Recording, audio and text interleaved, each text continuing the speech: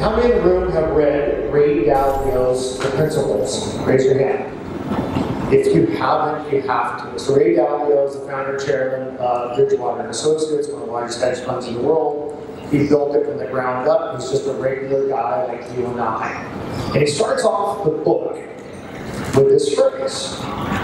And this actually resonated really well with me, and it should resonate with those in the blockchain and crypto ecosystem, that we're all learning.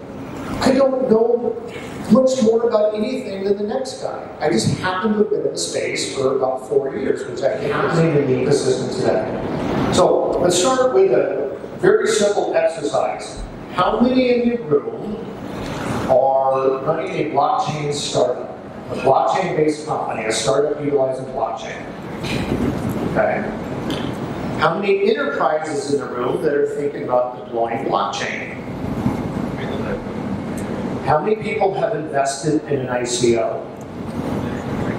How many have you lost money in an ICO? Don't answer that question. And just generally from a security perspective, I know I asked you to answer the question. Don't ever say that you've invested in an ICO because you become a target and a security risk. Just don't ever tell anybody anything. But the world's changed, right? Coincidentally, I started giving some talks 2 years ago on the state of blockchain, the state of the ecosystem. And at the time, I was actually going to put that slide up from 2 years ago, the market cap was less than $1 billion. Until it doesn't. And there's a lot of companies that you probably don't hear about that have built amazing technology at the protocol layer that solves all of these problems. So, what is blockchain? Right? What is the blockchain? I'll give you the easiest answer. It's not that complicated. It really is not that complicated. Engineers make it complicated. It is a ledger. It is a ledger. It's a decentralized ledger on the World Wide Webs, but it's a ledger. It's a registry of transactions. It's debits, deposits, and accounting. In fact, we call it triple entry accounting. Not that sexy, right? In fact, it's very, very unsexy. Yeah. I'm going to demonstrate the double spend problem. You are the lucky recipient. You got to give it back now. If I give you $1,000, 1,000 pesos, 1,000 pesos, hold it. Okay? I no longer have access to that $1,000. I can't spend that anymore. Right? Now, you hand it to the gentleman next to you. Voila! You can't spend that $1,000 anymore because you don't have it. So in the digital and virtual world, this was impossible to do. We've had virtual currencies and digital currencies for a very long time. I will forget if I don't take my money back. Now I can spend it. But that's called a double spend problem. And up until the advent of Bitcoin, we weren't able to solve that problem digitally. Where how do you actually track and measure and debit on a global ledger that it represents that if I gave it to you, I can no longer spend it. And this is the true power and value of the Bitcoin blockchain, right? None of this exists without being able to solve the virtual double spend problem. So we have the truth and we solve double spend, which means I have the ability to hold value, to exchange, and send value. I can send to you right now through the blockchain network 1 billion pesos if I wanted for 10 cents for $1. Well, depending on there's other elements of network congestion in the blockchain itself, but I don't have to go to a bank. I don't have to go to a third party. I can just deal directly with you. Now think about that for a second. That's powerful. That is super, super powerful. And this is why you have large consortia of banks and financial institutions looking at the technology. So they're looking at it from a, we need to defend against this threat because it goes at our very core of what we do, or as a way that we can capitalize on it. So that's a double spend problem. That's why this is so important. All right, initial coin offering. Raise your hand if we know what an ICO is. Yeah. All right. Very similar in structures to an IPO, an initial public offering, except one key difference. When you invest in an ICO, you should not have any access to rights, equity, profits, dividends, or anything related to that company. If you have been given those rights or offered those rights, and the company does not have a securities license, you have invested in an illegal operation, and the founders are probably going to go to jail for securities fraud. Think about it, right? ICOs is a crowdfunding campaign. This is a democratization, the access to capital for everybody else like us, right? Venture capital has always been for the elite. And I know there's some VCs in the room, and I'm not a VC, but I'm an investor. Many friends that are VCs. But the reality is, it's not for everyday people, right? Crowdfunding allows you as an individual to invest in a high growth, high potential, high risk startup. You don't have to have a venture capital fund. You don't have to be wealthy. You don't have to be an accredited investor.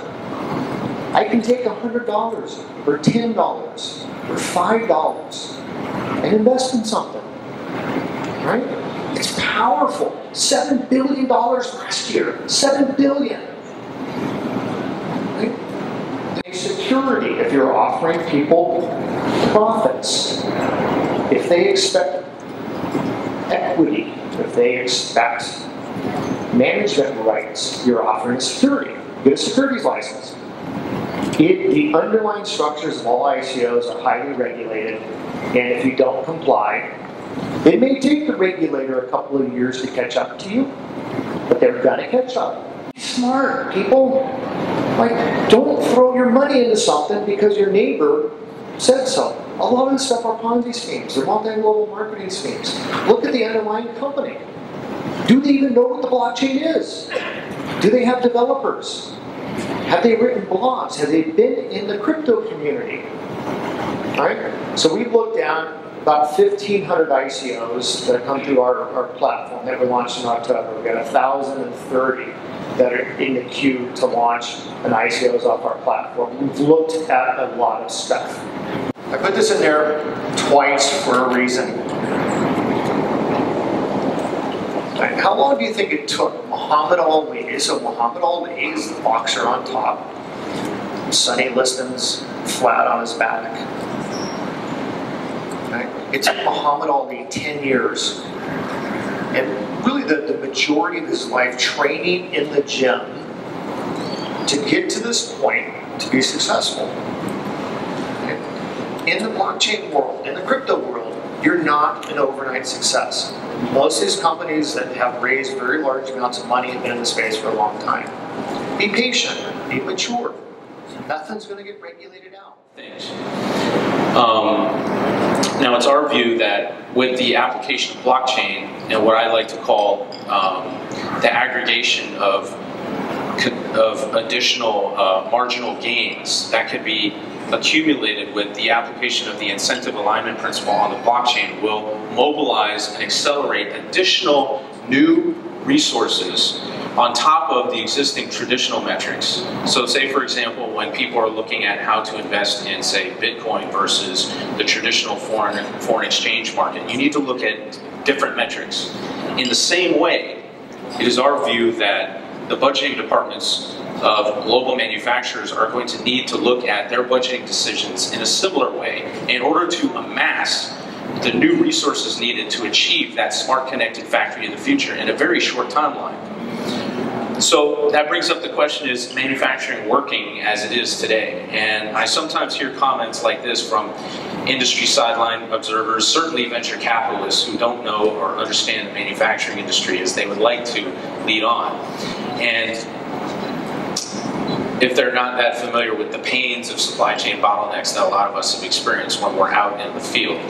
And it's no secret that manufacturing is highly inefficient and facing a never-ending struggle for improvement. But the best time to innovate is when marketing conditions are good. And as I just highlighted, the manufacturing industry is probably at its peak right now because of all the incentives and easy credit that's been put into the market recently by global coordinated government initiatives. So that's the best time to innovate. And as Peter Drucker, the writer and the thought leader, traditional thought leader on advanced manufacturing, put it, the best way to predict the future is by creating it. The centralized asset control, when replaced by decentralized consensus protection for all those assets, provides not only the best form of protection, but also more democratized access to that monopolized economy of scale manufacturing, which is the ultimate empowerment tool for hardware designers and innovators. And this is one of the areas that is so exciting for us. So decentralized consensus protection provides the highest form of online asset security available. Current offline protection, it's also superior to current offline protection for intellectual property, which currently is being met by offline NDAs, or these legal agreements, which get very messy and scattered all around the place. But when you're in an international legal environment, the decentralized consensus protocol is the best way to protect those intellectual property assets. And it also replaces traditional firewall dependence for protection measures. Now, the incentive compatibility principle that I mentioned before, what's really interesting is the multiplier effect. Now, the multiplier effect is what I was alluding to before for these traditional investment-based decisions versus new applications in the context of blockchain. When you're taking the Internet of Things and pairing it with the blockchain so that you now have a ledger of things, this is something that the supply chain industry is very excited about, particularly in the context of what's called product lifecycle management, which is relevant mostly for global electronics companies, aviation companies, automotive companies, etc. So the ledger of things is an area that it's a dream come true for product lifecycle management. We are a precision parts machining network connecting hardware engineers and purchase managers directly to their manufacturing supply chain, being built out in partnership with smart city economic development and connected city initiatives. This is all the rage right now. Every city in the world wants to be a smart city because they're all trying to cater more to their citizens, and they're trying to figure out better how to understand new economic development initiatives and how to better cater to the needs of their population. SyncFab is also a decentralized application, hereby connecting supply chain purchase managers directly with the hardware manufacturing suppliers, peer-to-peer for streamlined procurement on the blockchain. And the world's first decentralized smart manufacturing supply chain blockchain protocol, incentivized for product lifecycle management, as I just introduced before, and a suite of additional blockchain-powered services using our smart manufacturing D-app. As I alluded before, the future of manufacturing is a digital fabrication process, capacity network combining artificial intelligence with big data analytics, driving machine learning for automation process optimization. So industries like aerospace, electric vehicles, drones, robotics, medical devices, and other hardware buyers are deploying large budgets to source new rapid response local manufacturing supply chains to accelerate design innovation and product development time to market. So SyncFab essentially matches those buyers with surplus production capacity by location, cost, certification, and most importantly, capacity. So this is the network revolution, transforming advanced manufacturing, referred to as the industrial Internet of Things, or the fourth industrial revolution. And SyncFab is launching a blockchain initiative to secure the data being captured within its network. And that's the key to the SyncFab blockchain data network, is that it will allow for the secure privacy of data across company and across industry, while at the same time allowing for the big data analytics necessary to achieve smart manufacturing.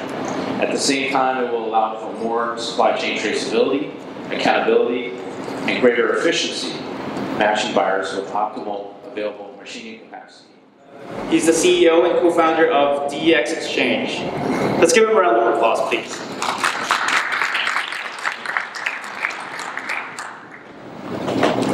Thank you. Our topic is related to the most promising trend in cryptocurrencies of this year, as I mentioned at the opening of this conference, and this trend is related to reliable, decentralized financial exchanges. We represent project Deex, which is actually not just a decentralized exchange, but is the core for the whole financial ecosystem, which is based upon BitShares blockchain. Does anyone know what BitShares is? Raise your hands who knows what is BitShares. Great. Still not too many people, so we will discuss it further. Does anyone know the difference between decentralized exchanges and centralized exchanges? No one? Okay, so among centralized exchanges, here are the most popular ones, and upon BitShares blockchain there are already running several exchanges which are Open Ledger, BitShares itself, Rodex. A platform of Sequence conducted in conjunction with the decentralized Xro. We're working with the Xro.org site, and we're expecting much more work with this platform. Another one, we have created decentralized and transparent, have a lot of experience in that way. Are you working with offline exchanges at this moment or not? Do you anyhow works with offline exchanges, not only on online? I think you have a lot of experience with working with ATMs. Yes, absolutely. ATMs will be linked to our exchange such that you can purchase, sell and buy cryptocurrencies online via exchange, via fiat currencies. We've got huge experience in developing networks of self-service kiosk of electronic top-up in Russia, so we're gonna implement this experience everywhere where cryptocurrencies are not prohibited. Now we're talking about BitShares 2.0. It calls also Graphen. And what we have here, BitShares 2.0 is a high-tech, decentralized blockchain-based platform which allows to create highly efficient financial smart contracts. You know, at this moment, a lot of blockchains are using smart contracts just like Ethereum. And here are the main features. Okay, great. Of BitShares. So this is truly decentralized ecosystem. It looks like more decentralized in comparison even to Bitcoin or Ethereum. As you all know, Bitcoin is not so much decentralized as it was claimed by its creators before, because there are lots of pools who control the majority of Bitcoin transactions.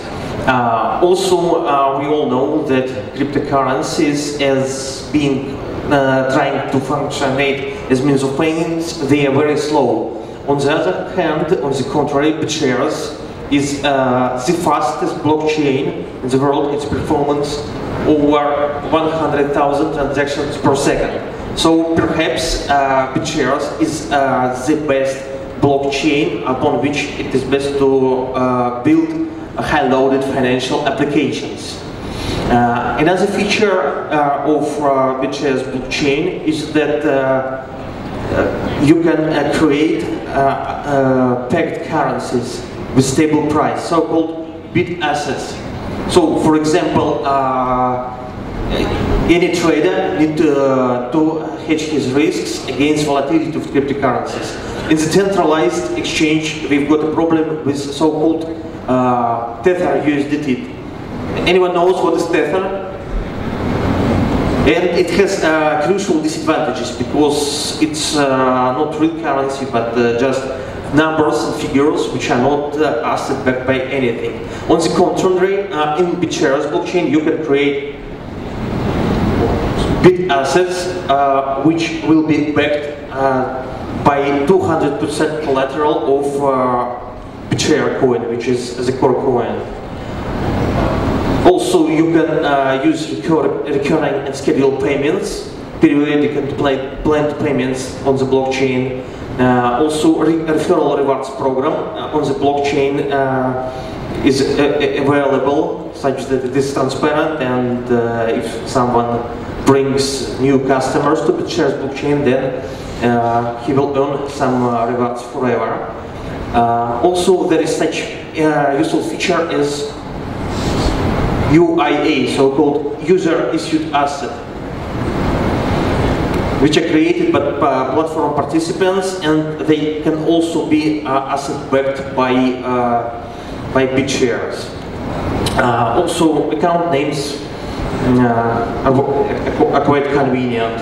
And the consensus, the blockchain is powered by so-called delegated proof of stake consensus, which is the fastest consensus in comparison to proof of work. So, what we're going to have, yes, at Deex. Now, let us first discuss disadvantages of the main decentralized exchanges upon BitShares blockchain, and then we're going to move to advantages which are we going to offer to publicity. Perhaps Timofey, who is the head of our crypto fund, will tell about his experience in trading in BitShares. Timofey, come here. It's okay for us, yeah. Especially about disadvantages. Okay. Hi everybody, my name is Tim. So I'm part of Team. What I want to mention for everybody, what I want to say. You see, we have decentralized blockchain currency, and we believe that they're better than normal currency in many ways. And the main issue what we meet that we have this decentralized currency, but we trade on centralized platforms. So what does it mean? Any government that wants to close one or another centralized exchanges, for example, Bitfinex in Hong Kong, if Chinese government would like, once they will close it. So we can lose our money, and it means that our cryptocurrency, if we start trading on exchange, do not belong to us anymore. And the idea of BitShares and decentralized exchanges is that you still own what you have. Even when we exchange, for example, Vlad gives me his B2B, that is the nature of blockchain. Yeah, and it's now they permit really done well, yeah, and it works already a few years. So our job to make interface of decentralized exchange as comfortable, as useful as the best of centralized exchange. So to make it user-friendly, yes, you would user-friendly, yes. Like make it simple. We do Bitfinex on decentralized platform.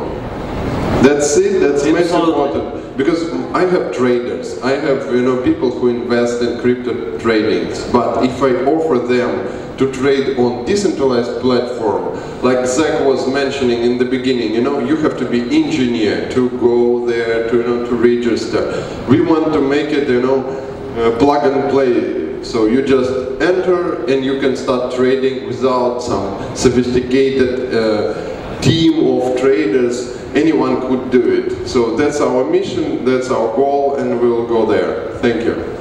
Thank you too. I think we can go on. Yeah. So we're gonna build Deex exchange with user-friendly, with human face.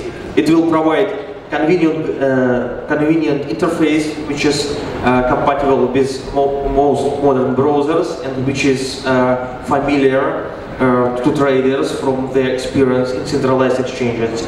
Then there will be desktop application for trading, which will work with API of our exchange, and we will also provide API for third-party desktop applications. Also, there will be mobile application for Android and iOS. Then one of the features of decentralized exchanges, which traders don't love, is very pure technical support. We hope we're going to provide peer-to-peer, and the exchange and our platform will provide matching. It will be a really amazing feature, you know. All of you, yes, can do trade from peer to peer as you wish, as you peer you want. Also, one of the features of decentralized exchanges is absence of possibility to recover lost passwords. We're gonna implement the possibility to recover lost password in decentralized blockchain of shares, because there is a feature in Graphene framework, so we're going to implement it, and it will be more convenient for traders. Another important feature which is absent in decentralized exchanges, but is the feature of centralized ones, is two-factor authentication, so we are going to implement it too. Vlad, could you please explain what factors are? How do you have it authenticated the users? One of the factor is login and password, and another one, email, Google Authenticator, SMS, etc. Okay, maybe mobile phone or something, SMS, or maybe in another messenger, as I understand. Yes. Okay. Another feature of decentralized exchanges is low liquidity. We're going to bring high liquidity to the system, because at the moment we've got several thousand of backers into our ICO. They are all traders, and they are all interested to bring more liquidity and to trade upon our platform. So we hope we're going to solve this main disadvantage of decentralized exchanges. I think this what we have now. And here's the statistic of decentralization. We see that Bitcoin with proof of work is not so much decentralized. In fact, the same is true for Ethereum and Waves. And on the contrary, blockchains upon Graphene framework are more decentralized. Here we see there is not a small amount of nodes with equal power. So we will also provide our investor possibility to purchase master nodes and to support the ecosystem of our exchange. At the moment, we are running ICO, so you can... as a participant of ICO, of our platform, you have to raise from 0.2 to 0.5% for each transaction. It's much more or less at more blockchains we are aware about. At this moment, we have the service delivery kit for additional to the expand of the transaction functionality and integration of the possibility of carrying out transaction models are obtaining standard deduction from some transaction will also generate revenue of the platform that will be credited to the tokens for the holders and for the investors. Vlad, I think we can stop now. And if audience have any questions for us, yes, we can add. Now it's our roadmap. Yes. Yes. The MVP is ready. It has been tested for a couple of months, and in the end of February we will open beta version of our platform, so anyone can trade there. And the core token of the platform will be issued, and then will be placed to other exchanges. Here how it looks like. It will look like, yeah. Interface will be more convenient. We have got lots of suggestions from our traders, backers, and investors, and we will make it more close to interfaces like Deex, Polonix, etc. So thank you for your attention, and perhaps you can ask any questions if you like. Thank you, Vlad. We can ask questions. Thank you. For being here with us. I love Manila and I love all this region. Ubietar.com, the main motive is be everywhere. I'm Fulvio Dominici, I'm the CEO of this company. Ubietar.com is a startup, is based in USA, the Silicon Valley, so near San Francisco. And it's a project that is 2 years old. So we started the project before knowing anything about blockchain. I must admit, what we want to give you, to all of us, is a new kind of power, the power of telepresence. Maybe some of you saw this kind of power in science fiction movies. The best one was Star Trek. I know many of you have seen Star Trek. And in the Star Trek there was a teleportation device, was a platform like an elevator. You go inside the teleporter and you just come out in another place instantly without taking any airplane, any ship, any vehicle. That's what we are going to do. And we are going to do that not with a technology that disintegrates people and reintegrates them after a while, but with modern mobile technologies. Since this telepresent thing is all about seeing things from far away, we have lots of video about that. So here we have a fancy presentation. Another video. The next video I'm very fond of, is very beautiful, very romantic. It's a video they call The Circle of Life. The real title is Crossing Lives. So the thing is that here we have 3 different characters. There is this lady in Tokyo. She is finishing her postgraduate work on the ancient Roman history. She has a very demanding father, because lots of Japanese fathers are very demanding. So she needs to check something in Rome, but she is in Tokyo. And she has not a way to travel to Rome to finish her work. Then we see Aldo. Aldo is an Italian man. He's a middle-aged.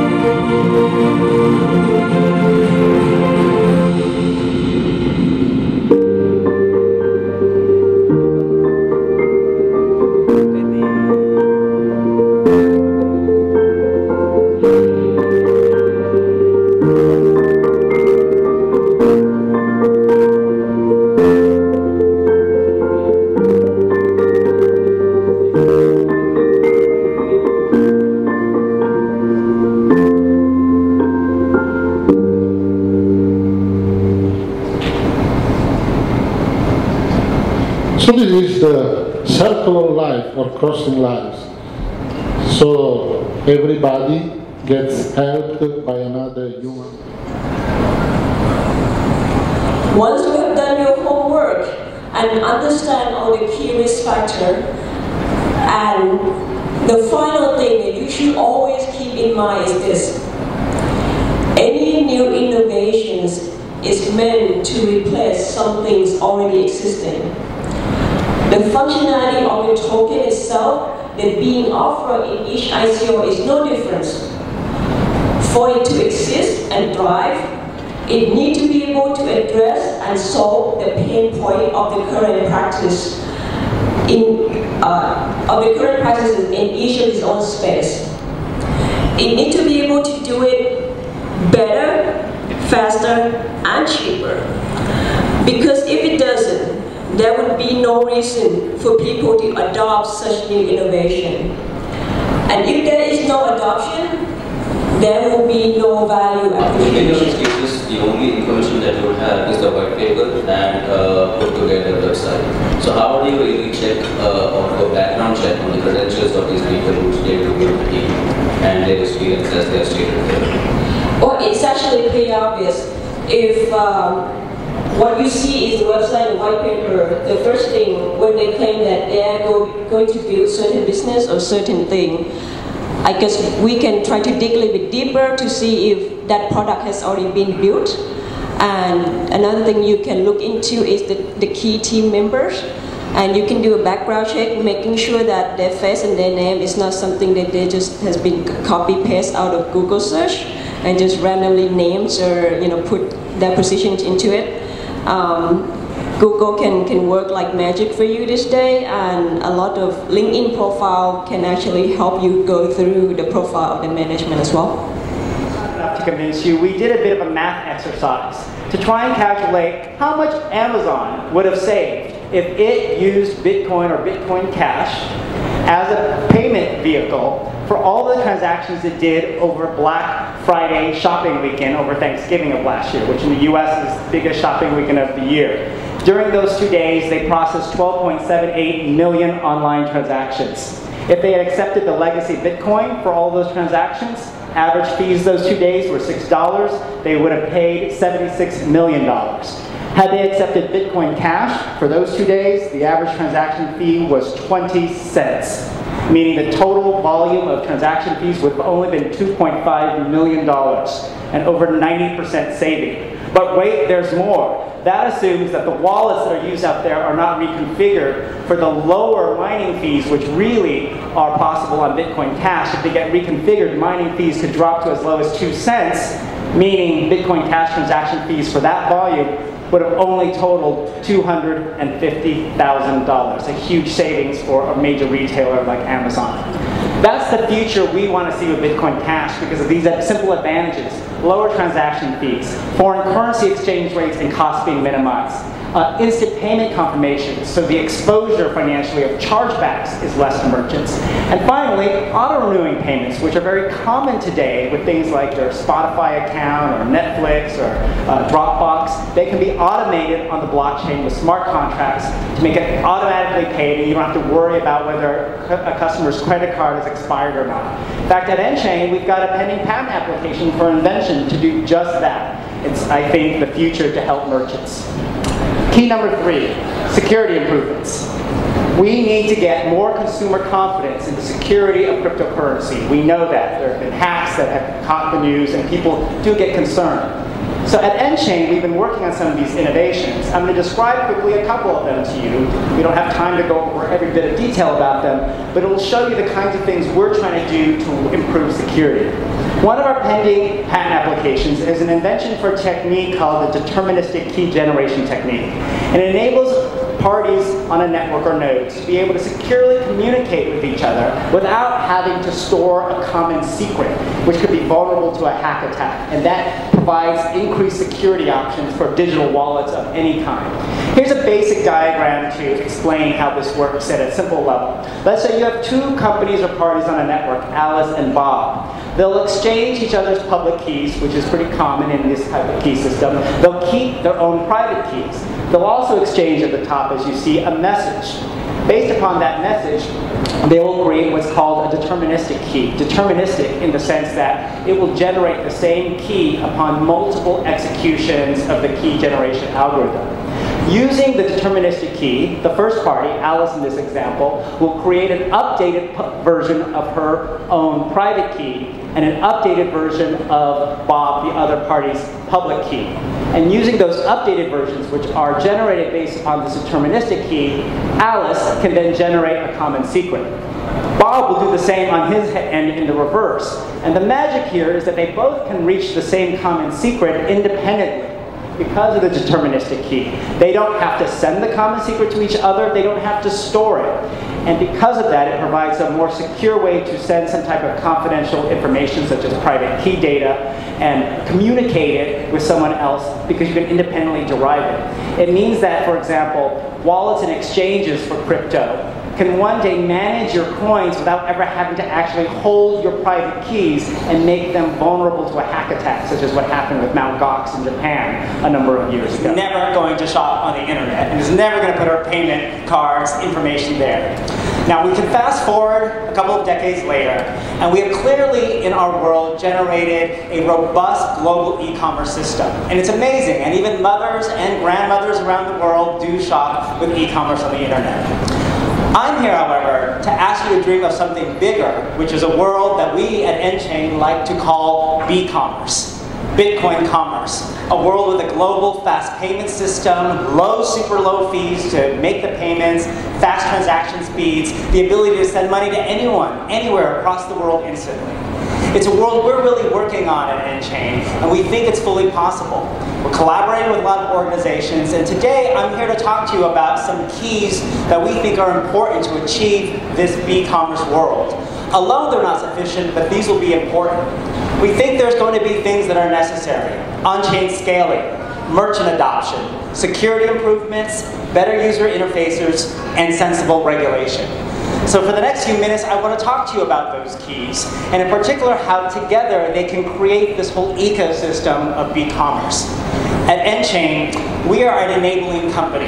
We're here to use our research and innovation, the IP we're generating, our technology applications, and most importantly, some investments to create what we think is infinite blockchain innovation and this growth of the B-commerce world. So as I go talking about the 5 keys to success in B-commerce, I'm going to share some insights with you about things we're actually doing at nChain to contribute to this whole B-commerce world. So are you ready to take a ride with me to B-commerce? Yes, I know some of you are. Yes, lots of nods in the head. Let's start with the first key. It's the most important, so I want to spend the most time on this. And that's the need for massive on-chain scaling. And not just any type of on-chain scaling, scaling on Bitcoin Cash. To understand why, let's start at the very beginning.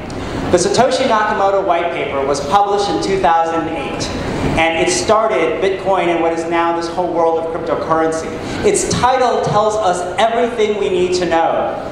Bitcoin, a peer-to-peer electronic cash system. Bitcoin was birthed with a vision to be a global payment system that you could use as daily cash. It had to be cheap, it had to be fast, it had to be something you could send to anyone. That's the vision, but it's not quite what has happened with the Bitcoin world. For anyone who has been paying attention, the legacy chain has remained with small blocks, 1 or perhaps 2 megabytes, depending on what day and chain variation you're talking about. Let's compare that to Visa. With 1 megabyte blocks, the legacy chain averages 3 transactions a second, or at its maximum, approximately 7. The global Visa network averages every day 2,000 transactions a second, and at its peak, such as during holiday shopping periods, 56,000 transactions a second. So the legacy Bitcoin chain, the way it's operating now, is no way going to create a global payment system that will rival Visa and MasterCard. And why is that? It's because of a philosophical debate and disagreement that has split the Bitcoin community into what's become a civil war over the last number of years. It's 2 different visions of thinking about what the Bitcoin blockchain should be. One vision is keeping the blocks small, the small blockers, and treating the Bitcoin blockchain as only a settlement layer, where the faster payments happen off-chain or on side-chain solutions, and you periodically settle those transactions to the blockchain. The other vision is the one we at nChain and many others in the community support, which is a much bigger block, higher scaled version of what the blockchain should be. And that's the Satoshi Nakamoto vision of treating it as a single peer-to-peer electronic cash system where all the transactions are actually validated and recorded onto the blockchain itself, but that requires massive scaling. There's a practical impact of what's happened with this debate, and we can see it in what's called the mempool. Here's a diagram of the mempool size of the last few years, with the last 2 years being 2016 and 2017. The mempool is the queue, the backlog of unconfirmed transactions on the Bitcoin blockchain. So if I want to send a Bitcoin transaction to my colleague Stefan, who's sitting in the room, I'm going to send it, but it could take a while to get confirmed and added to a block, because the blocks have remained frozen at 1 megabyte and can only fit so many transactions every 10 minutes. That's caused a backlog, and as you can see by the size of the bubbles, over the last year and a half, they've gotten really big, because it could take 4 hours, 6 hours, 8 hours for my transaction to reach Stefan wherever he is in the world. That's also created an economic impact with transaction fees rising. Here's data from bitinfocharts.com, which has transaction fees on the Bitcoin legacy chain for the past year, starting in February of 2017 to the end January of this year. As you can see over the last few months, the transaction fees have continued to spike higher and higher, to the point where it could cost 20, 40, 60, 80 US dollars just to send a transaction. That creates this economic reality. If my partner Neil, who loves his Starbucks coffee in the morning, wants to get his $5 Starbucks coffee and wants to pay with Bitcoin because he loves cryptocurrency, it could actually cost him upwards of 20 US dollars to just send the transaction. Which means that everyday people are not going to be using Bitcoin to make everyday purchases at that transaction rate. It just doesn't make any economic sense. And isn't it ironic even that the Bitcoin community itself is seeing this? Just last week in Miami, Florida, there was a Bitcoin and blockchain conference that was accepting Bitcoin and cryptocurrency to pay for the registration to attend. But in the week before the conference, it posted this on its website saying that it was going to stop accepting cryptocurrency because of network congestion. And we know what that means: high fees. The fees got too high. So how do we solve this? And how do we restore the vision of what Bitcoin should be? Well, that's what birthed the fork of Bitcoin Cash on August 1st last year. Here's a diagram we used to help visualize it. We had the original chain. It continues on in what we now call the SegWit chain because it incorporated segregated witness. And that's continuing with one vision. Bitcoin Cash is continuing up top with a different vision. What's the difference? The legacy Bitcoin chain remains at these 1 or 2 megabyte blocks with the small blocks. Bitcoin Cash was birthed, as you can see in the middle, with initial default block size of 8 megabytes, significantly higher and bigger size. That's still not enough, by far, to rival Visa and MasterCard in terms of throughput capacity. So there's already a roadmap to how to increase that and massively scale the network. The key Bitcoin Cash developer groups have been in communication with each other and with us at nChain and other groups to lay a roadmap for periodic upgrades to the software protocol, which will happen starting on May 15th of this year, and then another one 6 months later in November. That's going to plot out a plan to increase block size, restore functionality from opcodes and other things in the scripting language, and implement other changes. For the May upgrade, there's a target of raising the block size to a default of 32 megabytes, which would significantly expand the scale of the network. Again, still not quite enough to get to Visa and MasterCard levels, but what if we could dream really big? What could if we dream of a world where our mothers and grandmothers are doing this at light speed because the blocks got to 1 gigabyte, which is 1,000 megabytes. We believe in it, and so too do the people at Bitcoin Unlimited. And that's why we have co-funded and partnered with them in a gigablock testnet initiative. Because we recognize the community will only support blocks of that size if they feel they're safe and secure for the network. So they are running a gigablock testnet initiative. In October of last year, the BU team successfully mined and propagated the world's first 1 gigabyte block.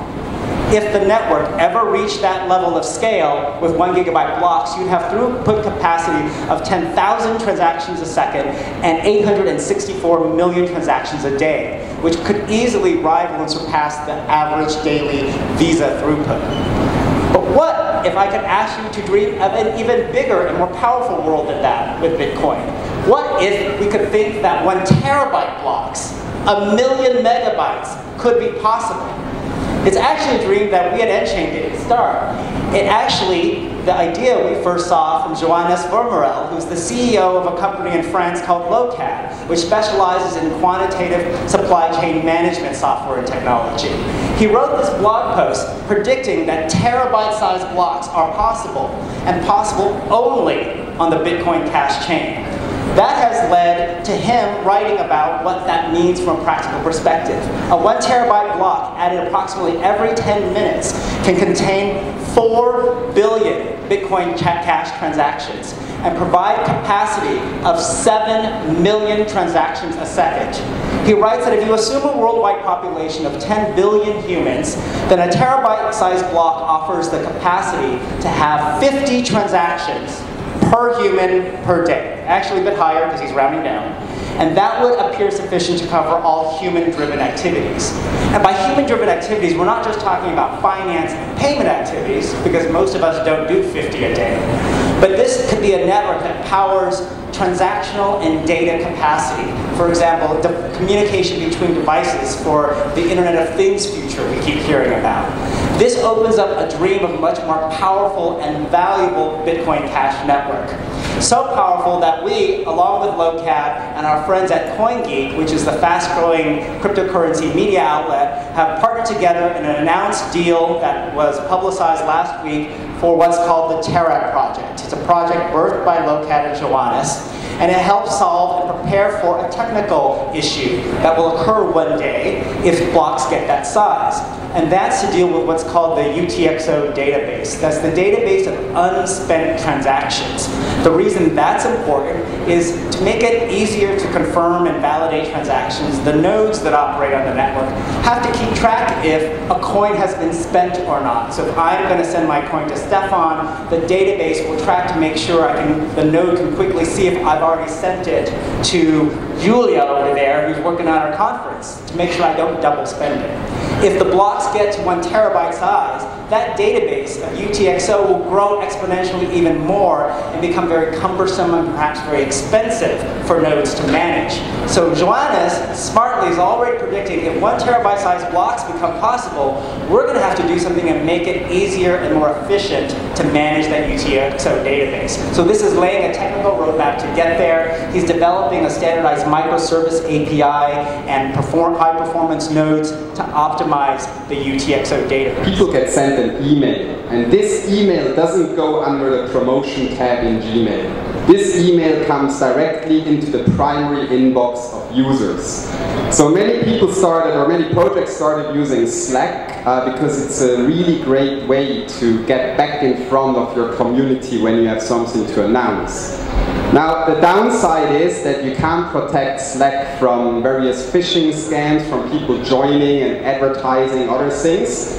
And so that's exactly what happened to us. Around the September timeframe, a lot of the large Slack communities in the crypto space were basically flooded with people that were doing phishing scams. They were sending out fake MyEther wallet URLs and so on. And Slack really didn't have any mechanisms to prevent that. So we grew our Slack community to 3,000 people and then basically had to shut it down. So next we switched to Telegram.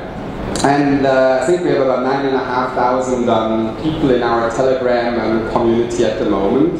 And this community really forms the backbone of your project. And it's really important to talk to your community and to basically make them part of your project. Email, of course, super important. So we grew our email list to 80,000 people. And I mean, don't underestimate the power of email marketing, right? This is something that appears in people's inbox. Even if it just goes to the promotion tab, you'll still see something like 10% open rates, which is really great. Actually, if you post something in your Telegram group, I'm sure many of you are in many of these crypto groups on Telegram. So what tends to happen is Telegram is just a huge flood of messages, and it's really more suitable for an instant snapshot, right? So people go into Telegram and read like the last few messages and that's it. But any message outside of that, it's just basically a scrolling wall of messages.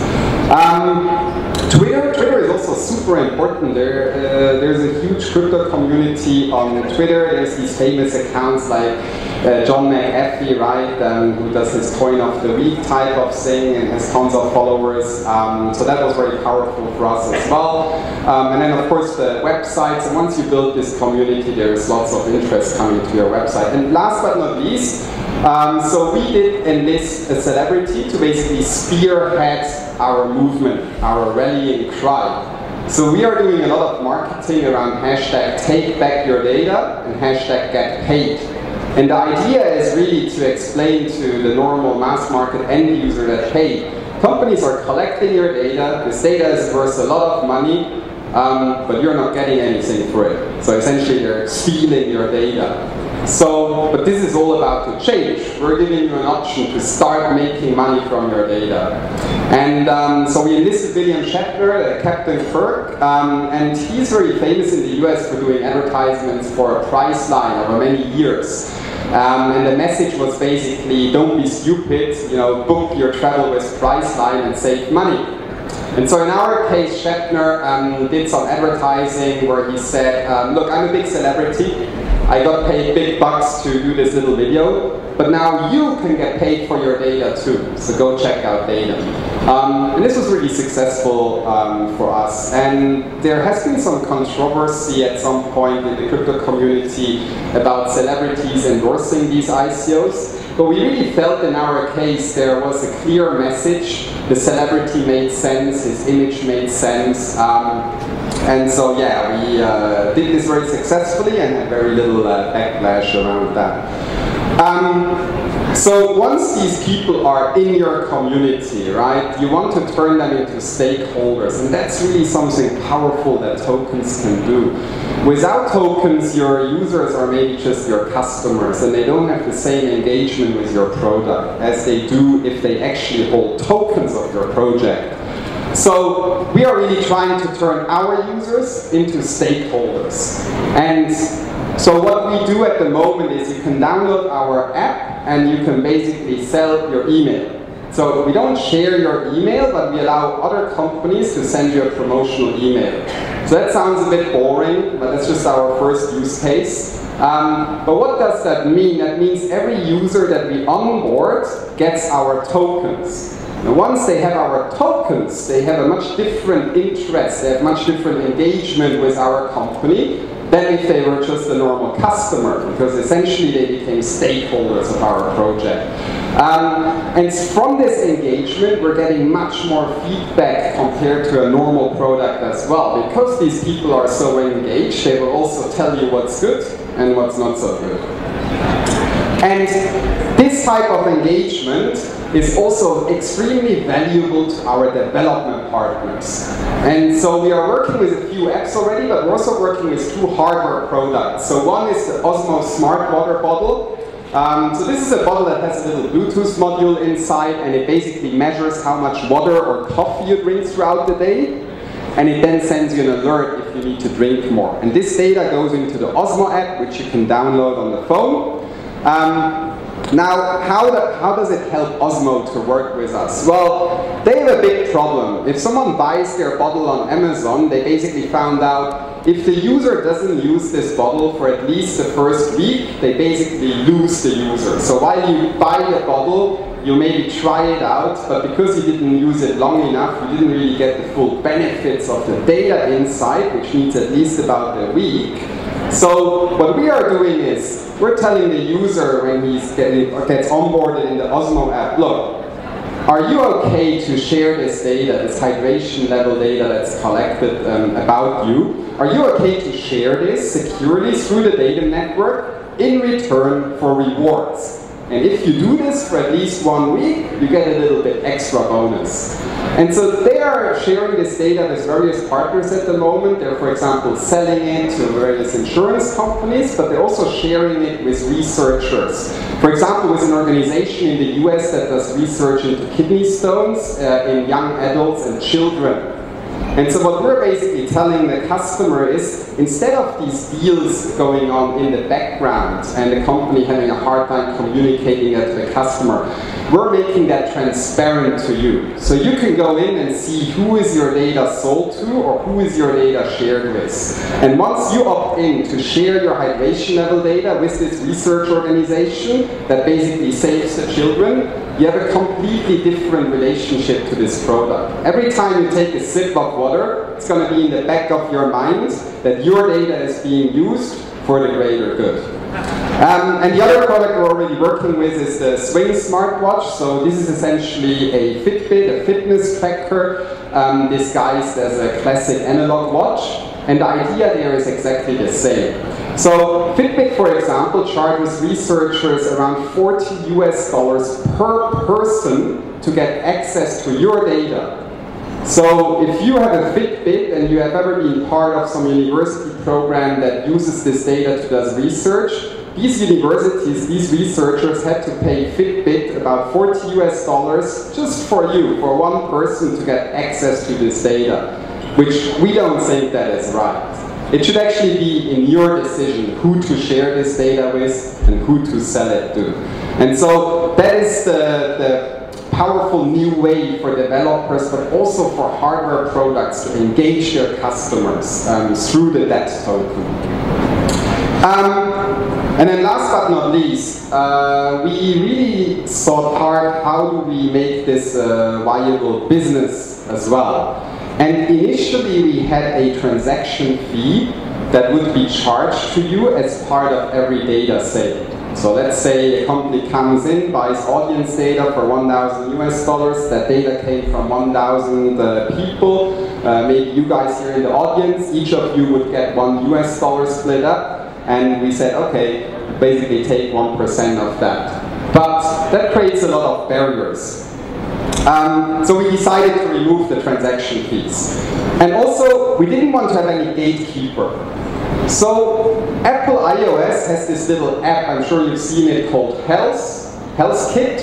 And this app is Apple's way of consolidating and aggregating your health data from various gadgets, from the phone step counter itself. But Apple is the big gatekeeper. Apple decides which universities, which research organizations are allowed to make projects that use this data. And again, I mean, Apple is a great company, but we don't think it's right that they are the ones who make the decision who gets to use this data. So we wanted to remove this gatekeeper, this kind of central authority that decides who can participate. And lastly but not least, we decided to open source most parts simply because we want to collaborate with the developers that use our APIs, that use our network, and basically get them to help us as well to improve the network. But, so if there is no revenue and if there is no transaction fee, so how is this viable at all? And this really comes from the utility of the token. So this DEX token has two main utility purposes. The first one is people pay to store data in the network. And the second thing is people pay or use this DEX token to purchase data off the network. And the volume that we already have on our existing data marketplace so far, these $40,000 US, these tokens have been purchased by companies from the free market. And so as part of the project, everyone is a token holder and everyone's interest is basically aligned. So our interest as a team who is creating this network, the interest of the users who may have a little bit of tokens, the interest of the storage nodes, who are the ones who keep this network up and running, and finally the people who want to acquire data using this DET token. So everyone is basically comes together around this token. Everyone's interest is very clearly aligned. And this is very different from traditional startups, and especially venture capital funding, for example. Because the interest of the startup is mostly not really aligned with what their users really want. And so often it happens that there is a great product, a great startup, it's a great idea, they have lots of traction, they get lots of users, and then they get bought out by some large company who then takes this product and basically bins it or integrates it into something else, and we've seen this story many times over. And so this is something that in a data network can't happen. So we don't have control of the network. It's similar to Streamer. So Streamer, as the name says, they focus on streaming data, right? We have a very different focus. We focus on static data sets that have already been collected. So this is the kind of data that advertisers are buying, the audiences. Those don't come in real time, right? This is data that has been collected on you over the last months, over the last year. So we have very different technical approaches. Also what I would like to say is, so we are building the core technology, this decentralized database that is optimized to store historical static data sets. And what I was talking about today, this C2B, the consumer to business case, is just one of the verticals, but it is at the moment the vertical that we're focusing on. But of course this technology can be used for many different use cases. So you could use this to, securely share health documents, you can use it for various IoT or smart city projects and so on. Yeah. So basic facts. At any given moment, there's about 250 million migrants and refugees around the world. And they are migrants and refugees because for whatever reason, they couldn't make ends meet in their home countries. So instead, what they do is they move and they look for employment elsewhere. And collectively, they send about $500 billion a year back home to support their loved ones, their family, and their friends, right? And of that, there are 10 million Filipinos, and that are sending about $30 billion back home annually. And the numbers are kind of a little sad, right? Because it's a lot of money to send back, but because of the way that fee structures work from traditional remittance companies, the cost of doing that is very high. So even with all of our advancements in technology, the World Bank found that in 2017, the average cost for all of these things was still about 7.3% globally, which comes out to about $36 billion in total fees, which is kind of like the size of India's education budget. So it's quite a large amount of money that kind of just goes to paying companies. And when I first discovered Bitcoin, that was kind of the problem that I had set out for myself to try to solve. Right? Is there a way for this amazing new technology to solve an age-old problem? And that was kind of what we spent the last 3 years, almost 4 years now, trying to figure out. Because if you think about crypto, cryptocurrency itself is remittance. The act of my sending you Bitcoin from my wallet to your Bitcoin wallet, it doesn't matter where you are in the world. You could be right in front of me, or you could be half the world away, and the amount of energy that is expended is the same. Right? So it is inherently remittance, if you think about it that way. However, obviously, as in many cases, the practical reality is actually very different. It's not as simple as me teaching the entire world about Bitcoin and then convincing everyone to, sell all your pesos, sell all your dollars, and just, switch over to Bitcoin. That was the original vision, but that's not really what happened. What we did end up with doing, though, was thinking about it as a business solution. Maybe there's a way that you can wire up all of these existing remittance businesses, those guys that earned $36 billion in fees last year. Maybe not Western Union, maybe not MoneyGram, but there's about 8,000 other players in the world that have money transfer operator licenses. Maybe those guys would be interested to see how you could use blockchain, some combination of cryptocurrencies to actually reduce their running costs, and maybe if you reduce their costs, maybe they can pass those savings on to their customers. So that is kind of the core belief around the whole crypto remittance industry that has sprung forth since then. This workflow here is kind of like the classical version of how the crypto remittance process works.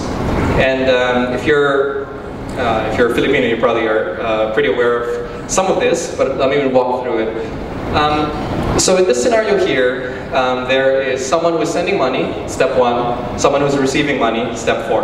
Okay? Step 1 could be anywhere in the world. Step 4 will probably be somewhere in the Philippines, Manila, Cebu, any of the other provincial cities that have many diaspora families. So let's pretend that number 1 is in Hong Kong. The Worldwide House is a very, very popular destination for Filipino migrants who need to send money back home every Sunday. And they don't have Bitcoin, obviously. They don't have Ethereum, they don't have Litecoin. They've probably never heard of these things. What they do have is Hong Kong dollars in hard cash, because that is what they received as their paycheck. And you know what they do every Sunday is they line up in front of one of the 37, 38 money transfer operators inside the Worldwide House Mall, and fill out a little form, and with the name of their mom or their wife or their kids, and magically that money is whisked away and delivered somehow in the Philippines. So that is step 1, right? And what's actually happening there is that at that point the customer doesn't care anymore. All that they care about is that the money is delivered. It doesn't matter to them what's going on in the middle. And this is kind of the main insight of a lot of young crypto remittance companies. The customers don't actually care about the technology, just as no one really cares what's going on with their Gmail inbox. They don't care what SMTP is, or POP3, or IMAP, or any of those technologies that is powering this experience, as long as when I enter your email address, it actually sends a message at a reasonable amount of time. That's what we care about. So same thing with your average migrant worker. They care about getting that money to their loved ones in the Philippines, but they don't care about what's actually going on in the middle. And the middle is actually where our business comes in, or many other businesses come in. Step 2 is when you would take that currency, that Hong Kong dollar, that US dollar, that South Korean won, or whatever, and then convert it into crypto. And this is actually a fairly simple thing to do. In many countries, there are lots of exchanges that now accept the local currency, exchange it for Bitcoin or Ethereum or Litecoin or any number of different cryptos. What happens then is that because that money is now completely digital, completely crypto, you can move it anywhere in the world, right? Now it is completely free in a way. It's you've set it free, and which is step 3. The crypto is then forwarded to a partner in the Philippines whose job it is to kind of turn it back into the local currency, and then push that local currency through whatever the traditional channels are. So in the Philippines, that's either a bank deposit, some kind of cash pickup system that's probably running on one of the pawn shop networks, or maybe even some kind of mobile money like PayMaya or GCash or something like that. And that's pretty much it. This is kind of the canonical version of the crypto remittance workflow, and this has been going on since 2015.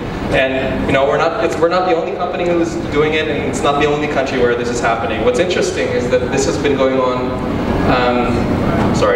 This has been going on all over the place, kind of without necessarily.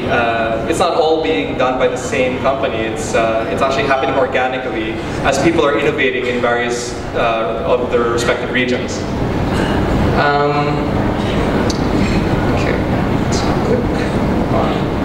So here's an example of some of those companies. Quite a few of these guys have been around since the start. There's one out of the US called Bridge 21, they're friends of ours. There's another one in Latin America called BitInca. Africa has one called BitPesa, which is kind of a reference to M-Pesa, which is the mobile money wallet of Kenya. Now, what's interesting is that all of these guys kind of tend to specialize in their regions, and for various reasons, right? It's really hard to specialize in a global play for something like this, because your customers tend to be very, very, very local. Filipinos like to hang out with other Filipinos when they are overseas. So this is why the parks in Hong Kong are full of Pinays on Sunday picnics, right? Because we want to feel. We want to feel together, or we want to feel like a little bit of a sense of home. And it's the same with any of these other cultures. So, so these players tend to all focus on particular diasporas, and that's kind of where they specialize. BitSpark is another one out of Hong Kong, but they specialize in Africa to Southeast Asia, which is kind of an interesting corridor because you don't really expect lots of flow to be going between those areas. The other one is CoinShot out of South Korea. They do South Korea to Philippines. This is actually 5 of maybe, I would say about maybe 18, 20 companies around the world that are kind of doing similar things, using crypto as a remittance vehicle, specifically to solve problems seen by OFWs and migrant workers and things like that. Okay, so I'm going to talk a little bit more about some new insights that we've had after having done this for a couple of years now. So I'm going to talk about the US to Mexico corridor, specifically. And these two prices here, $12,000, and so, okay, so you're going to have to forgive the price because it's actually completely wrong now. So this is the price of Bitcoin just rounded at that point in time. And I made this slide 2 days ago, sadly. Now it's a lot less than that. Anyway, so if you were to buy Bitcoin and then remit it to, let's say, your mom in Mexico, and this is happening all the time now, you would pay $12,000 in the US. And then if you had to then liquidate that Bitcoin for Mexican pesos, the equivalent that what you would get in Mexico is $12,300. So there is what we call an arbitrage opportunity, right? Because that means that for whatever reason, Bitcoin is more valuable in Mexico than it is in the US. So there's a myriad reasons for that. It's possible that the US market is just way more competitive. It's possible that the Mexico market, for whatever reason, is not competitive. Or it might be that Bitcoin is just more highly valued in that country. But what it means is that you could actually, and this is kind of the experience of our friends from Bridge 21, they are making money purely by making this flow happen. They don't even have to charge their customers because every time that they send Bitcoin down to Mexico, they're making roughly about 2.5%, right? So that means that they profit purely from making the transfer happen without necessarily even having to charge their customers. They could charge their customers nothing and they would still be profitable, which is an interesting situation to be in. And it's one of the few times that you can say that about a remittance business. And it was kind of an interesting insight into the things that are going on now. Last December, I was in Colombia, down here, and the first thing I do when I'm in any new country is I ask people what the street price of Bitcoin is. So obviously, if I ask that from the flight attendants, they wouldn't know that. But if there are Bitcoiners in the country, then I will ask them, what's the street price of Bitcoin? And they told me it was like this. It was like basically 20% cheaper than what the US price was. So obviously I was like, how is that even possible, right? Why is it so cheap here? Did I travel back in time 5 weeks? Like what happened? And the way they were explaining migration right now, meaning that a lot of Venezuelans are leaving their country, and I guess you can probably guess why. They're leaving their country, but they can't get their money out.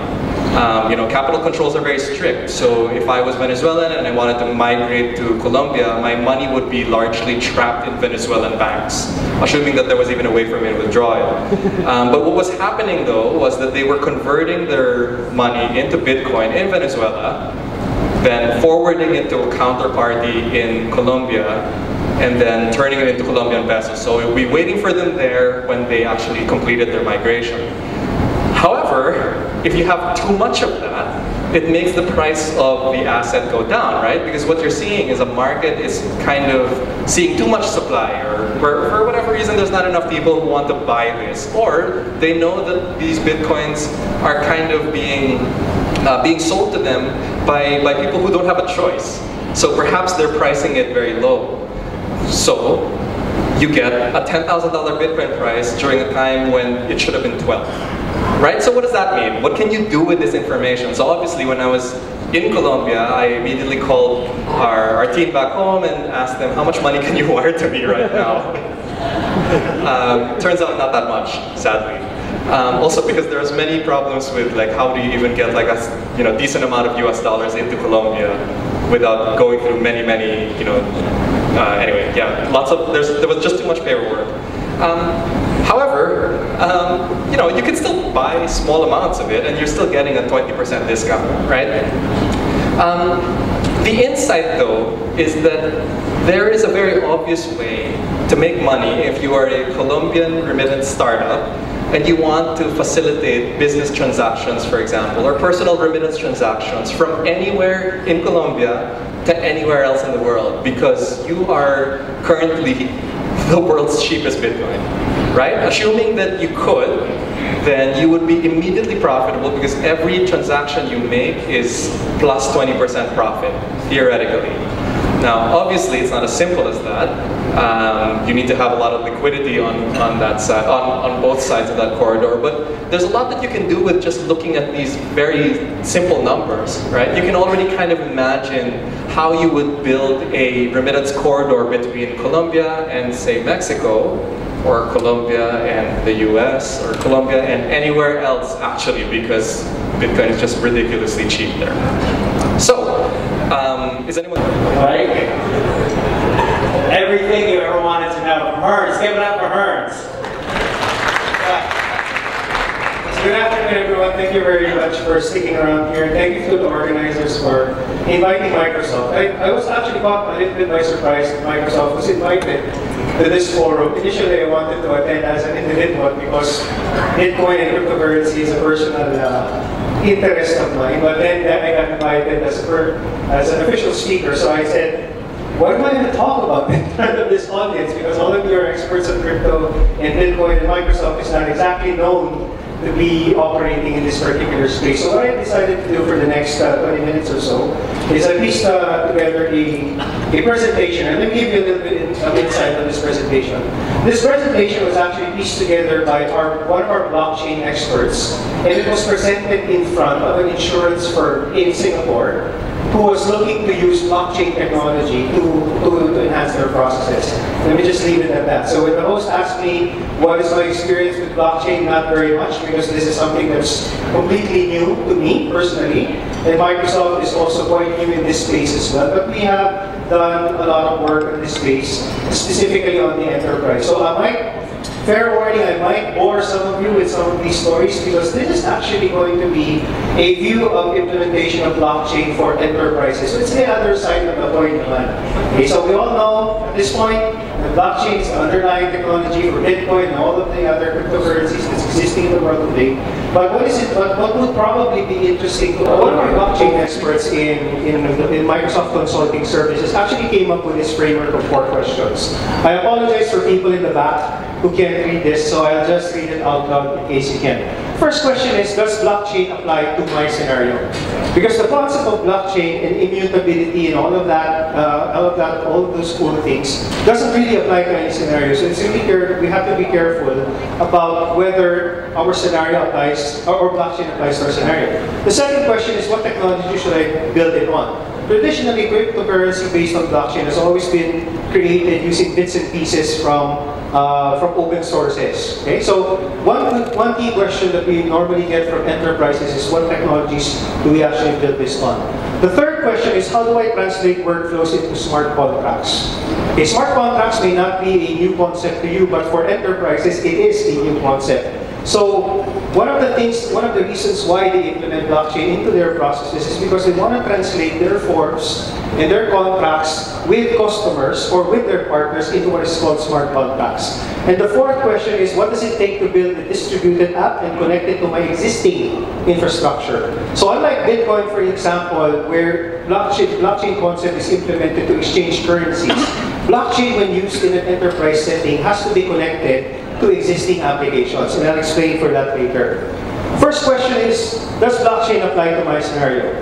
In the enterprise setting, blockchain technology always supports 2 main goals: efficiency and transformation. So the key question, for example, if I was in front of a bank, do you want to have a different way of dealing with your customers, and do you want to have a different way of making sure that each transaction is immutable and can be deeply audited? That's one. The second is, the first one is efficiency. Do you want to make things faster? So answering a few questions can determine if blockchain is appropriate. For example, is this a business that crosses trust boundaries? Take for example, when you apply for a loan. And I will show you an example that we use internally in Microsoft, where we implemented blockchain to issue letters of credit.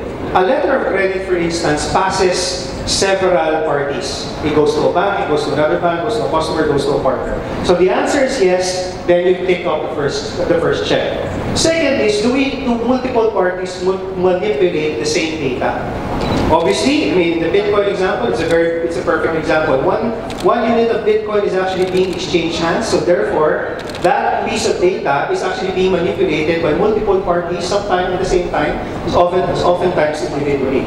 Are there intermediaries that control the single source of the truth? Okay, so this is where the kind of debate comes in.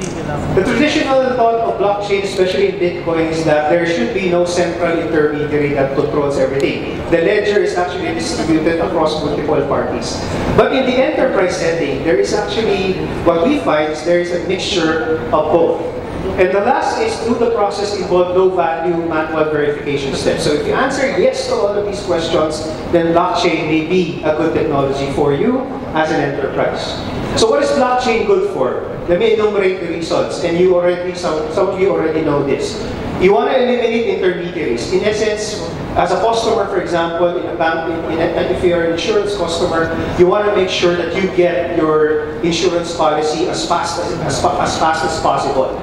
You want to reduce the fraud related to data integrity. When I get my insurance policy, or when I transfer an asset, or if I sell something from one person to the other, and the ledger actually says, for example, that the ownership has changed hands several times, I do not want to have any doubts in my mind that transfer actually happened. If you want to increase efficiency and speed, you want to reduce counterparty risk, and of course, any enterprise would go into something like blockchain as part of their business processes, would like to increase their revenue and their savings. Now, again, I don't know much about this audience, so I'm going to go out on a limb here and assume that some of you, most of you or some of you, are asking the underlying technology of Bitcoin, blockchain, where is it applied to?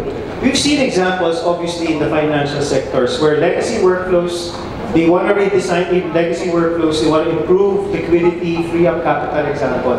So for example, Microsoft is now currently working with 3 local banks to enhance their processes. One is loans, one is remittances, and the other is, the others I forgot what they wanted to do. But these banks came to us and said, we want to use blockchain to make sure that our remittance systems, or we want to use our way of processing loans becomes faster and becomes immutable. Another use case is in the area of retail and manufacturing, better supply chain management. So for example, if I buy something from a supplier, and if that something changes hands multiple times, how am I so sure that the value of what I bought is actually maintained and I cannot doubt the value of that item?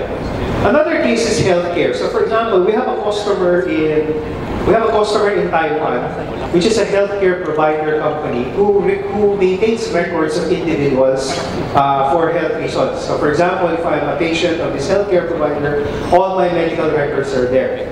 And during the course of treatment, for example, if I have high blood pressure, I get referred to another doctor, or I get referred to another healthcare professional, my record is actually updated, that I was treated, that I was given this medication, and so on and so forth. So you all know the concept of a blockchain where my record actually gets added and added and added until such time that my primary healthcare provider would know that I as an individual has been treated by multiple healthcare providers. So that's another example. And finally, in government, we have a number of government agencies all over the world that is, for example, wanting to increase the transparency and traceability, how money is spent, track asset registration, voting, etc., etc. The next slide is going to be a bit of a eye chart because these are just some of the things or some of the scenarios where blockchain adds value, and most of them, Microsoft Consulting Services, has actually been involved in building or consulting with these customers as to how blockchain can help them. So it can be in the area of finance, insurance, medical, computer science, government, identity, for example. Yesterday, interestingly and coincidentally, Microsoft has actually announced that we are actually initiating a project to use blockchain to ensure that individuals who do not have a birth certificate have a digital birth certificate. I'm not too sure if we're going to extend that grant over here in the Philippines, but it was announced yesterday by Microsoft Philanthropies because, surprise, surprise, a large portion of the world's populations do not actually have a birth certificate. Okay, so we wanted to use blockchain technology to ensure that their identities are secure. Now you will notice that across all of these industries, the applications have similar patterns. If there may be an asset that needs to be transferred, there may be workflow that crosses organization, and audit needs to be highly assured.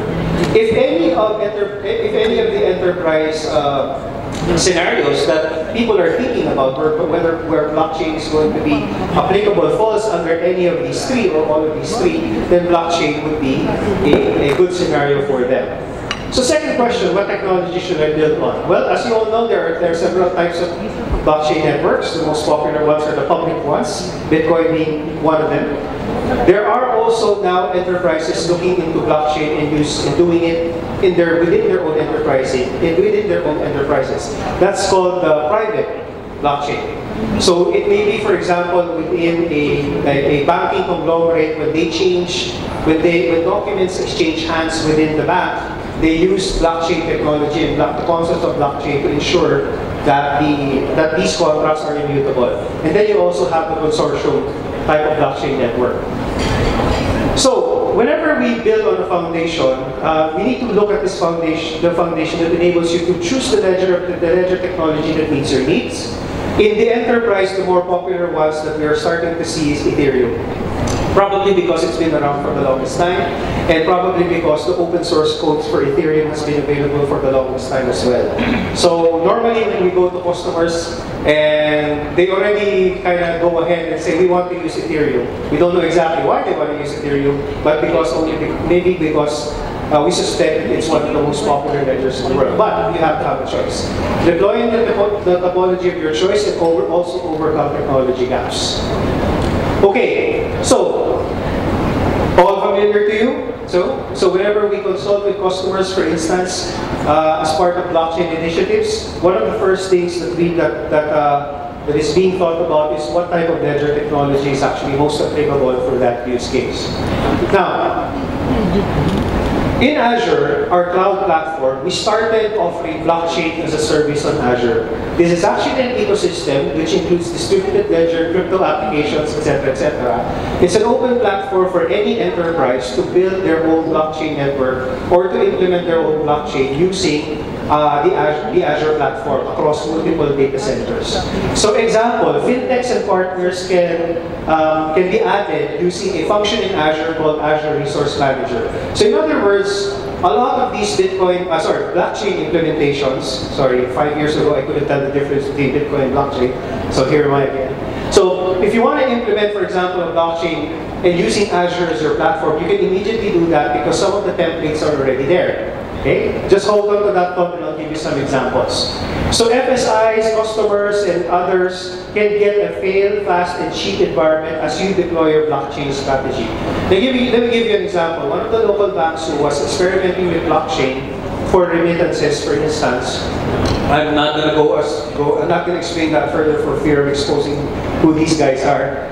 They went to us and said, we want to implement fast and we want to experiment. So what they did is that they subscribed to Azure, $200 a month, created an Azure subscription, and started implementing blockchain templates from our Azure marketplace. And then during that part of experimentation, they kind of found out which one works for them and which one doesn't. The primary advantage of that is that because it is the cloud, you can actually do your experimentation more cost effectively and cheaply without buying expensive hardware or software. Okay. What does it include? It includes a set of services provided by Microsoft Azure for you to play, learn, and play fast. You can create private, public, or permission, or even consortium blockchain environments. If I have the time, I'll show you some examples of some consortiums that are already using Azure for their blockchain, and so on.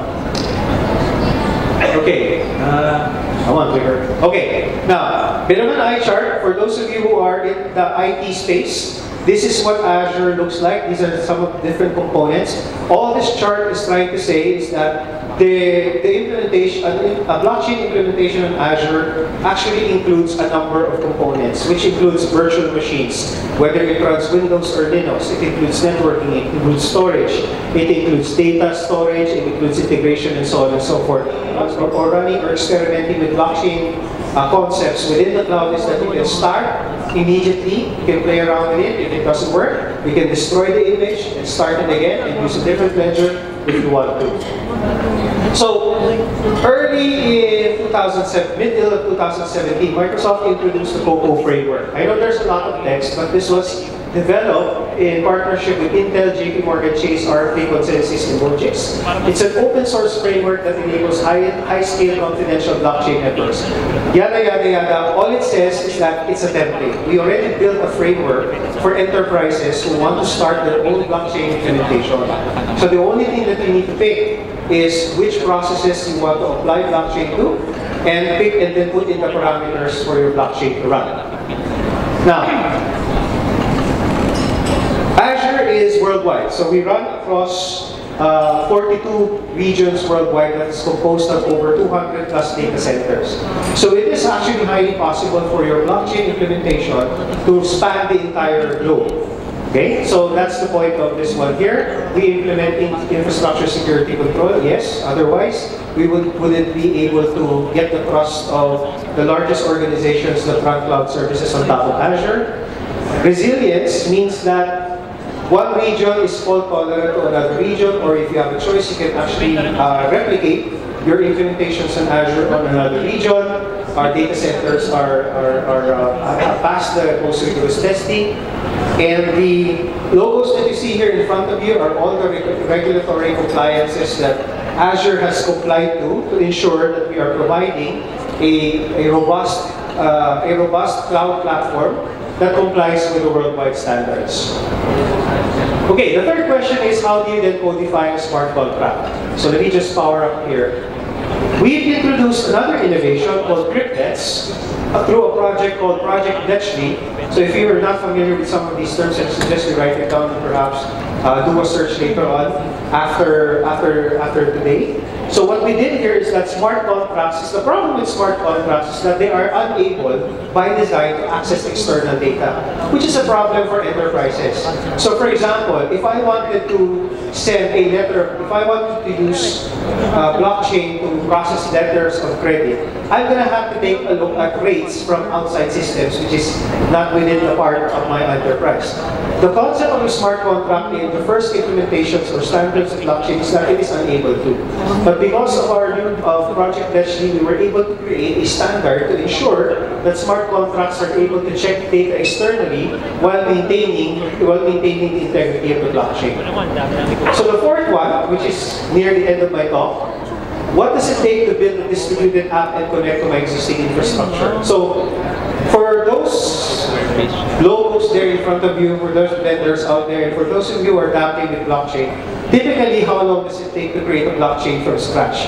You're going to go to GitHub, get the Ethereum code, it's open source, you're going to make a few changes here and there. It takes months, and some enterprises it costs about a few $100,000. And blockchain apps feels isolated from other services, which is a problem for enterprises. Because, for example, going back to my letter of credit example, if we were using blockchain to manage the process of issuing letters of credit, problem number one, which we solved using Project Bletchley, is that it has to have the ability to check for data outside of the blockchain network, but ensuring that the blockchain remains intact. The second problem is that eventually the letter of credit that I issued via the blockchain needs to end up in some enterprise system. Probably a financial system like an SAP or a Dynamics. So how did we solve that? First, Microsoft announced a new tool called App Builder. So one of the not nice things about working with Microsoft, and you didn't hear me say this, is that we're not very creative in terms of thinking about names of our products. Okay, the name actually describes what it does. It's an app builder. So instead of creating blockchain using raw code, we actually give you an app builder or a tool to create the application. Okay, so the thing is, we go to Azure, create a blockchain network using templates, following the Google framework. So what about the front end? The front end, we have the app builder. So let me introduce first myself. It's not easy to understand. I'm the guy, my name is Jörg Molt. I'm from the founder group of Bitcoin. So I for really know what happens in these times. And I know here there's a company whose claims Steve Craig right for Satoshi Nakamoto. I can prove that it's not true, but that doesn't matter. Today we come to the panel discussion on one thing. There is a future, and the future is taken over by governments, it's taken over by fintech, and it's taken over by Bitcoin. If you want so or not, Bitcoin is here since 10 years and it will stay alive for the next 10 years, of course. So, what the topic is about Bitcoin and everything is that we see many ICOs. Last year, 26,000 coming up live.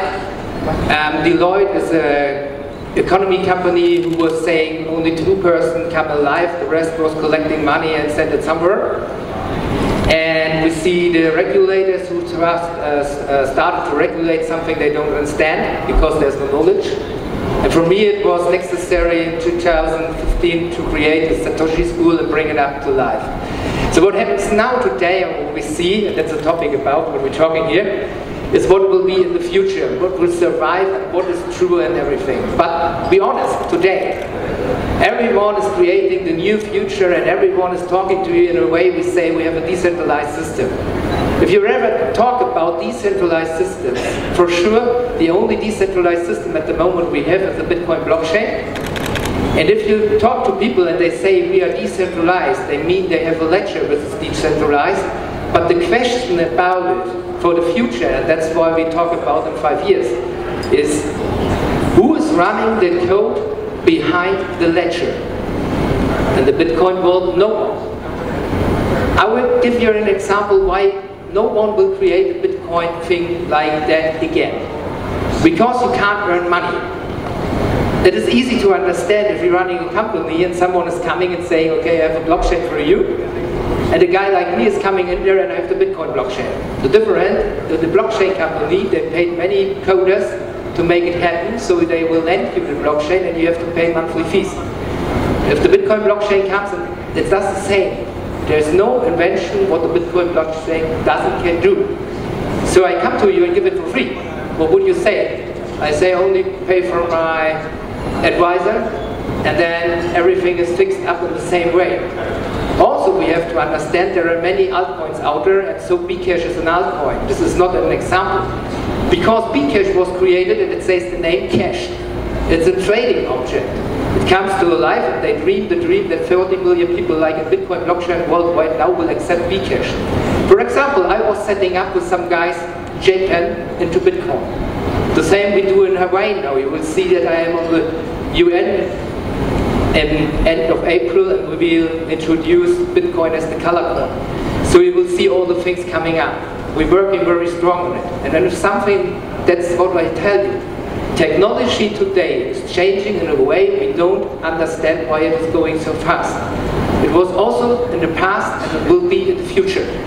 So today we see the Lightning Network work with 1 million transactions on the Bitcoin.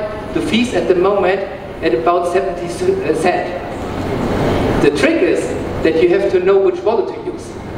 And why many people don't have this education, we have the school. So in the future you will see that technology is coming up and down and up and down in a way that is going faster and faster and faster. And the main thing about it, where will we have our situation? And Bitcoin was not coming to make a race or something like this. Bitcoin was the question and the answer, where are the people, the poor people, they haven't got money to participate from this business. How can we get all the poor people into money? And that's what fintechs and Bitcoin have in common. And the future government will see, because they haven't got the knowledge or they don't mind for getting knowledge, that we have a problem that they shut down exchanges and everything. So we have problems with the fintech and everything, okay? So, because they don't understand what it means to bring people from the debt system and the good system, and they don't understand if poor people have money, what will they do? They will go for the next merchant, give them the money there, and the merchant will raise the money again, right? But if you always squeeze people, they have already money. They come one day to an end. I'm an owner of 250,000 bitcoins at the moment. That's for you unbelievable amount. But with this sum, I can change something in the world. I can leave a footprint. We have over 150 charity projects all over the world, like Bali, where we help disabled. But what is the efficiency of cryptocurrency in the world? It is growing, it's rising. And if people hold cryptocurrency for charity, like Bitcoin, and it rises away last year, $465 up to 40,000 now, and next year up to, and this year, in the end, I back to you 35,000. And you have a charity, and they're depending on Bitcoins. They raise value and they never have to beg for money again for a long, long time. So this is something we get people into business, and then the business is growing. And another thing is when we see all the ICO scams, and I remind all the companies running ICOs, to be honest, many people raise money and it comes never to life. This will we see in 5 years, the people lose their belief in ICOs, I swear to you. And the regulators, when I talk to China, they're going and cut down ICOs because the liars more than the real estate companies which make blockchain happen in the real world. At the moment, don't be blind, only the 4 top customers of the world using blockchain technology. Only 4, the top 4 companies. Are you a commodity? And if you're an exchange, do you need to report to the financial transaction authority? Are you monitoring money that comes in, and are you monitoring money that goes out for knowing your client and anti-money laundering purposes? So whether or not you're security, at least for the U.S., there's some guidelines that you follow that have to do with something that's called a Howey test. And if you're a security, then you need to go out and register with the authorities for that and conduct a security side offering. If you're a commodity, which if you're not a security, then by default you're considered a commodity. However, and I believe this is an issue with Philip, I'm not sure, on the commodity side. But there are what are called exempt and excluded commodities. For the most part, the Commodities and Futures Trade Commission, and I'm not speaking on their behalf whatsoever, they want to make sure that those commodities, cryptocurrencies, are they basically are on the lookout for manipulation and fraud. So you want to be very certain that you have measures in place to make sure that your cryptocurrencies is not easily manipulated, which is very difficult to ensure. But certainly that there are checks and balances in place for fraud, which by default is how the distributed ledger technology is meant to operate. With regards to creating and implementing the regulation itself, obviously you have the competing priorities of entrepreneurs wanting to innovate and regulators wanting to apply their policy priorities and objectives, depending on what jurisdiction you're working on. Some governments, capital controls are a really big issue, and that's entirely counter to freedom and wanting to freely transfer assets, and is very counterproductive to entrepreneurial pursuits. On the other side, financial policy and monetary policy are a very important lever of managing the economies of different governments, and so while at the same time a lot of the more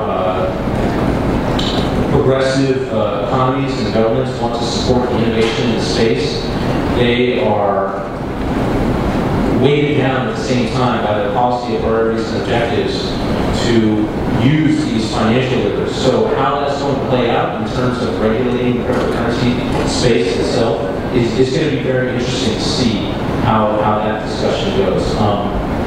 One last thing about the commodities angle. Right now, by default, cryptocurrencies in the US, at least I believe, are currently considered an excluded commodity until further clarification comes forward. But just for reference, the only other excluded commodities out there right now, at least under the CFTC, are onions and box office movie tickets.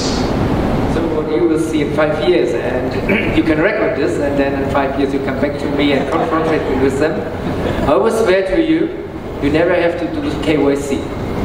I will swear to you, the Bitcoin is at a price above $380,000. And I will swear to you that I have spent all my money for the infrastructure that is necessary to come into life. Today, we're running local Bitcoins, we're running Paxful, we're running decentralized exchange. Decentralized means you can change your money by Receiver Swift through some things without recognized. We have in 3 months, the Bitcoin is going blind totally. All the things like chain analysis and everything will go away for good. Because I don't talk about hiding money and making tax fraudulence, as I said before. If no one is paying taxes, you have the problem. But I'm talking about privacy. And for me, as one of the founders of Bitcoin, privacy is a necessary thing. I want to go to my shower, not be watched by someone. I want to go out of the street, not be driven down by a car with the gun and someone I can catch. So I want to live in a free world for free people with free money, but a free world needs regulation. But what now happens here, and people talking about regulation in the US and something like this, they don't see what happens when people do tradings with Bitcoins under the counter, and more people come into the space. And I will take, I swear to you, in 5 years you will see Bcash and Bitcoin taking over the system, because people can do it everywhere where you are. We take our private keys here, I can sell Bitcoins to you, they do it on the rooftop, they do it somewhere, we don't need computers. We can shut down all the changes of the world, but not to decentralize. And that's what we're fighting for, freedom, but regulated freedom, but not in the way I see it today. Thank you. So the question is whether or not it's still going to be legal, right? Okay, and you said $380,000 per Bitcoin? Yes, because in 5 years. Yeah, we have a bet with some guys on it, and yeah. So guys, I think it's going to be at least $500,000 in 5 years. Just kidding, yeah.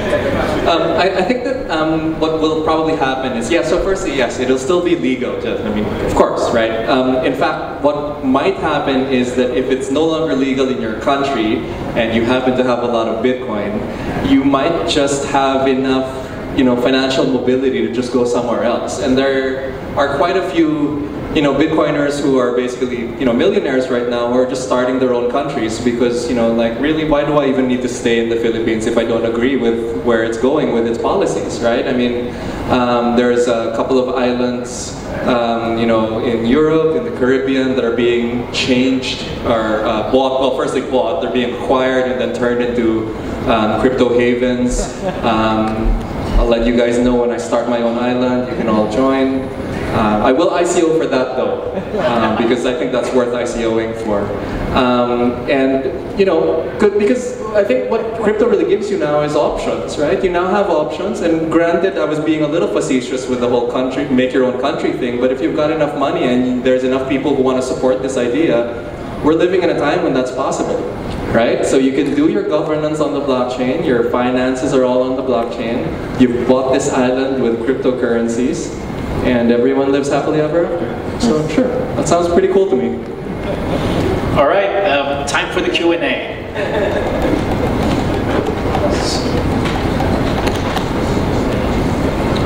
So let's start our Q&A session. Who would like to ask a question from our,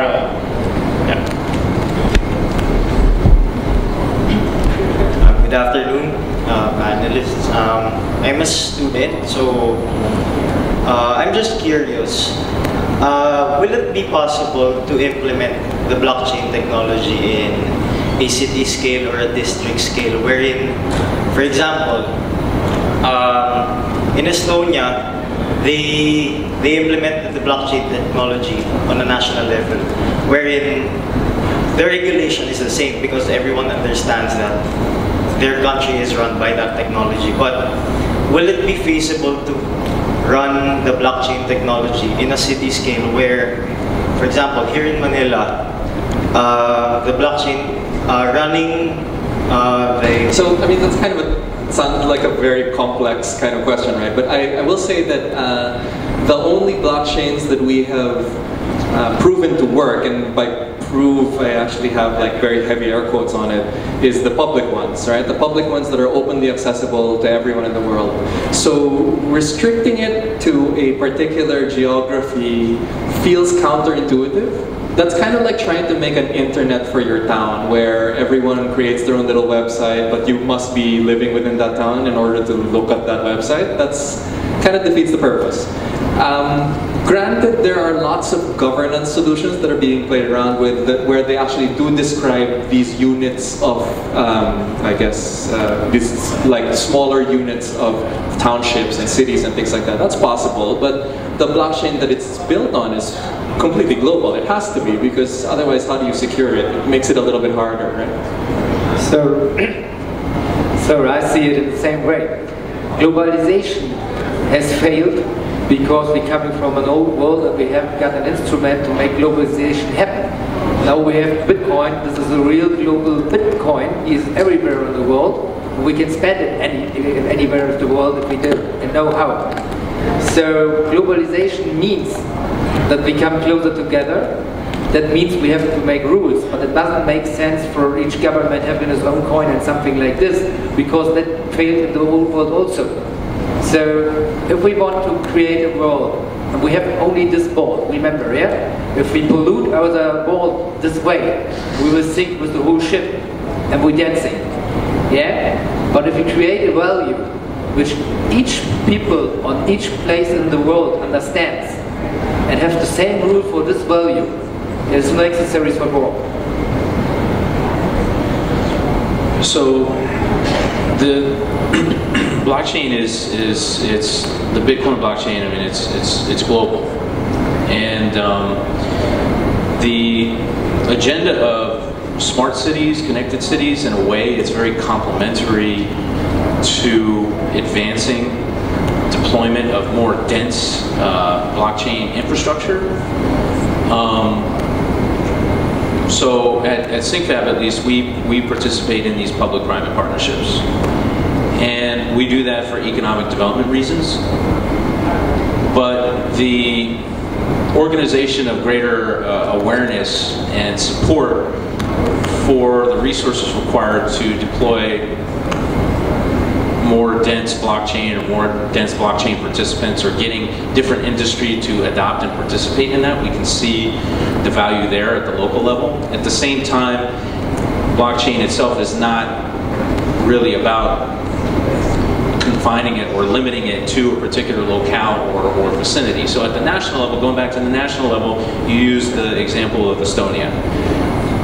Governments at the local level or the federal level may look at it for different reasons. Estonia, my understanding is they're looking at it for cryptocurrency.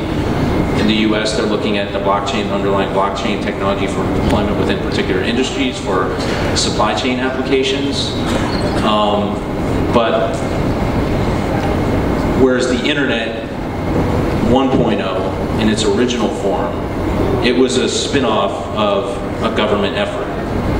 I do believe that Web 3.0, or the blockchain, will be a combination of a public-private effort. Okay, thank you for your answers. Since we're running out of time, I know I said 5 questions, but we'll shrink it down to 3 if that's okay. Second question, please. Hello. Thanks, James. Guys, thank you so much. A great panel, lots of good opinions.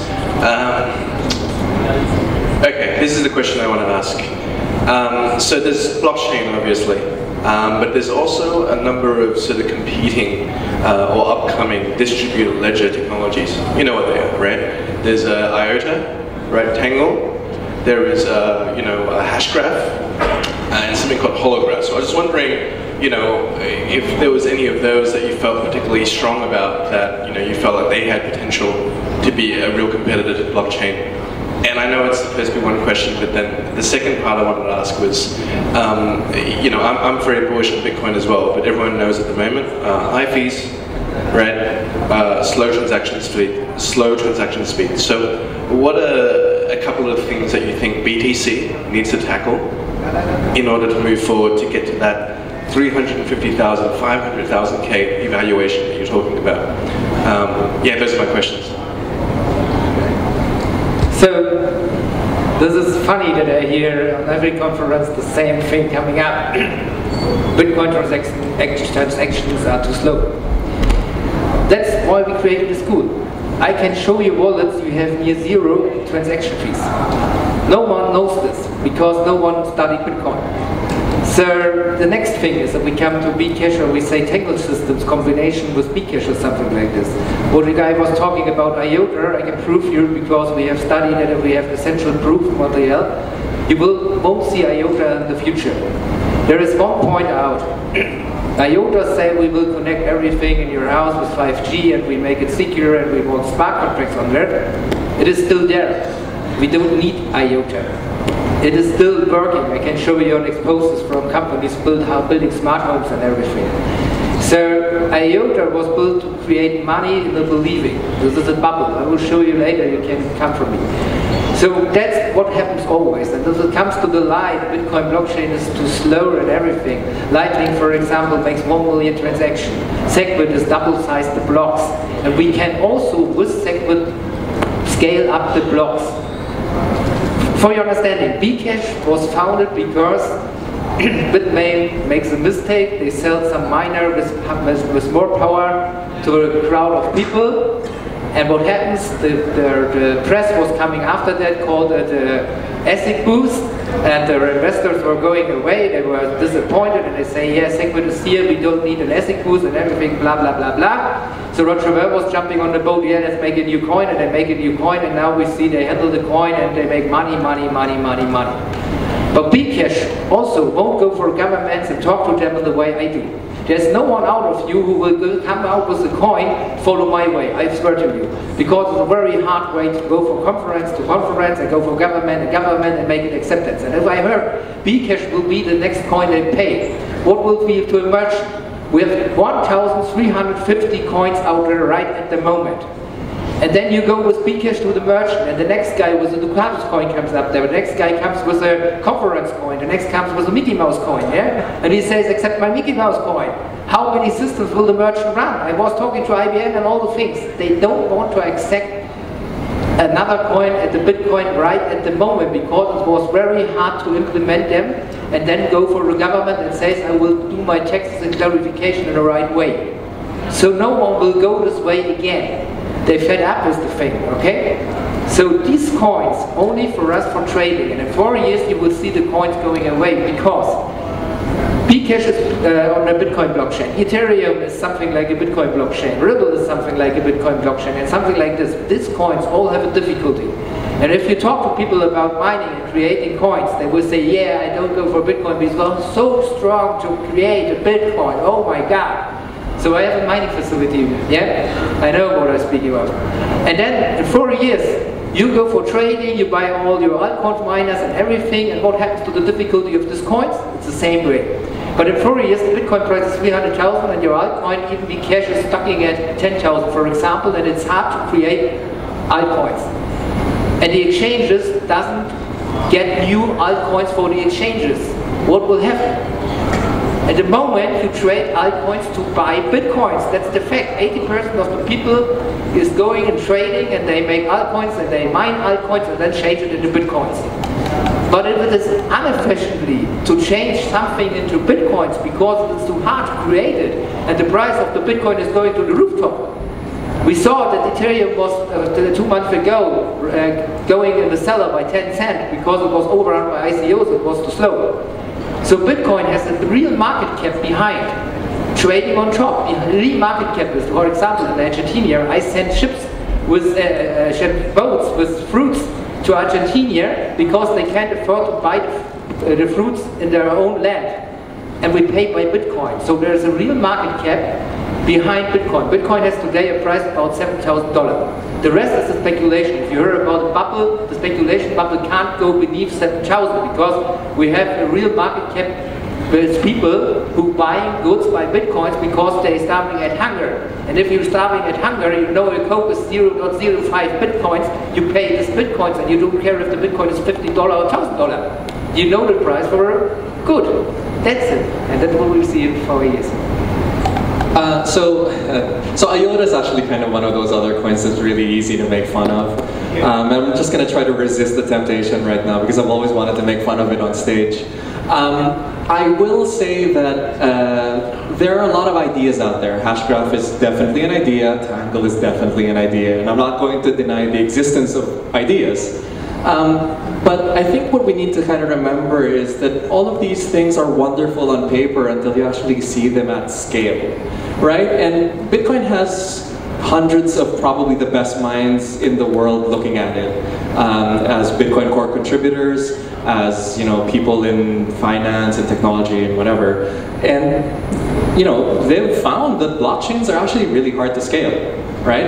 And I think that kind of we've seen a lot of that in 2017 where the network fees are going up, blah, blah, blah. But then, there are things that are happening, maybe the public are not necessarily aware of, where we are working very hard to kind of alleviate these problems. So the Lightning Network is hoping to go live sometime later this year. So the Lightning Network is kind of one of the proposed solutions to making the Bitcoin network fees very low again, and for Bitcoin to be able to hit like thousands of transactions per second, right? And that's kind of what we're hoping is going to happen.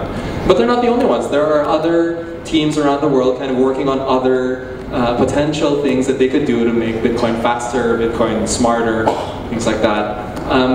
But the main thing you really have to remember is that when we you can't make an apples to oranges kind of comparison to something like IOTA or some other thing like Hashgraph because they don't have scale, right? So if there's no one using your blockchain, then if there's no one using your project, then it's very easy to show how fast your transactions are, right? So okay, thank you very much for your attention, for patience, for during such a long conference, and for interest in our Deex project. We have talked to many people. Some of them are ready to become our investors. Others are discussing possibilities of becoming ambassadors of our decentralized exchange here in Philippines. I think that Philippines has huge potential for developing cryptocurrency business and blockchain business, and I hope that very soon, in the end of spring perhaps, we will launch white label exchange Deex in the Philippines, in a Philippine language, and with all the possibilities, opportunities which are required by your market.